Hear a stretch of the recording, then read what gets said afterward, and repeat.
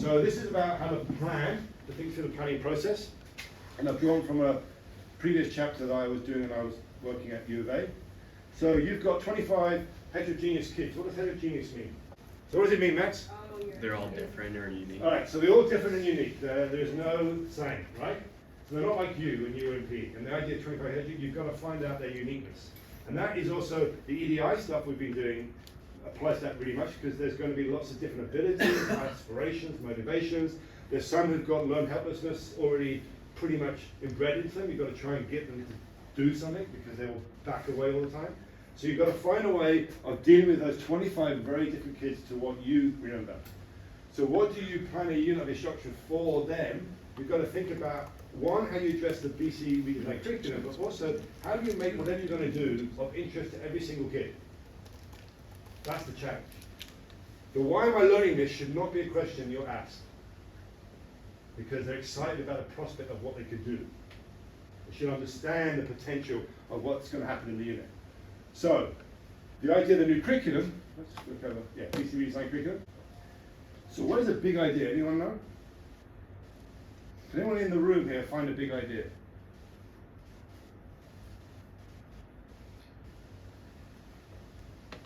There. Can you see him there, Simon? Read out a big idea for us. Lifelong participation in physical activity has many benefits and is an essential part of a healthy lifestyle. That hits the big idea. So you can see what I mean by big idea. It's a concept that it's more than a technical skill. It's more than a tactical understanding that you figured out. So the process of figuring out a tactical understanding is a big idea, like in problem solve. These are things that transfer to the rest of your life. So when you say why we're doing it, we're doing it for that reason. Ah, that makes sense. Right? So you're trying to make a link away from just learning content. It's sort of that notion of I can do more than the content. Communication, that. Excellent, Will, right? So the psychomotor, if you think about it, the psychomotor is, if I'm playing, or if I was dancing with Jenna, like you did with me, it was my movement was communicating an intent, and he was adapting to that. If I was playing pickleball against Jenna, right, whatever I did, he was reading what I was doing and reacting to that to make it more challenging for me. Basically, we're communicating through our movements in relation to the activity all the time. So the communication is, and that's why you have this thing called physical literacy. It really is trying to tap into that idea that basically we are in continuous communication through activities we do. We just do it through our bodies more than through verbal. But the idea of this curriculum is know, do, and understand. The do is you have to be doing it in some way. So the idea of the curriculum is to get math people up, get science people doing experiments, getting outside, doing what we do all the time. They are trying to bring that into the curriculum because we know we learn way better when we embody it.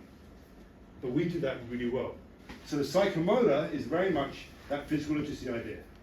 But if you look up and you see, the particular I like is the read idea, that you're always looking to read the situation of movement, to enable your movement, to enable their movement, right? That leads to exciting games, exciting dances, exciting performances, or engage in the world environment like we did in Mystic Vale, in such a way that you start to read the world differently.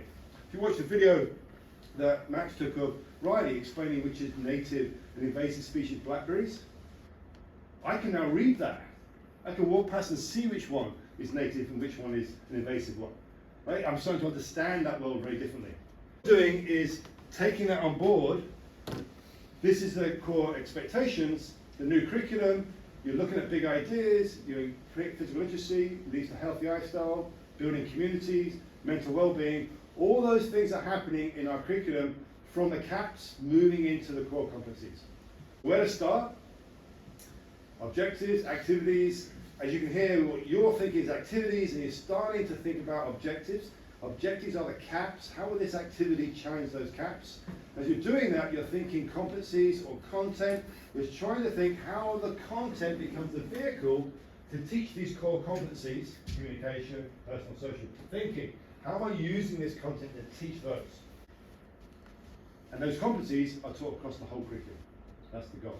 So when students leave school, they should be very competent, capable citizens who can make good choices and basically live a worthwhile life, regardless of what grade they got in science, math, or PE. Right? In fact, the grade shouldn't be driving their understanding. So your goal is a sequence of activities that gradually increase the performance to get to that common event. Within those activities, you are exaggerating different type of fundamental skills and concepts that will allow them to play that final activity. So whatever you're designing, you're gradually moving their ability to play or do what you imagine would be the final thing. And these are sort of objectives that will start appearing in your lesson plans as you start to describe what you see students doing based on the way in which you're teaching the content. This is the bit that will emerge in those 4 lessons. By the 3rd and 4th lesson, they usually are really good. The first 2 you're struggling to see learning, but that's part of the challenge. That's why when you're teaching kids, you start to see the learning is different for Katie compared to Josh, compared to Linnell. But you have to try and describe what's their learning at. And as you're doing that, that will affect your lesson planning next. Right? So you see the learners learning the content in the ways you're trying to teach it. So I want you to think about now, your initial questions, what do you want to aim for as the common event in your 4 lessons? So talk to your partners, what could it look like if we can teach them certain skills and understanding, what could they do in the 4th lesson that they couldn't do in the 1st lesson? What could they look forward to doing? You can actually describe as an idea that's going to happen, like I've just done with the sports every year. But it's exciting that they could start thinking about, I've got a big picture about what I'm going to be doing in the 4th lesson. Then you've got to think about how would that connect to the BC Redesign curriculum? It's going to emerge over time. And then how might you assess their abilities to get there?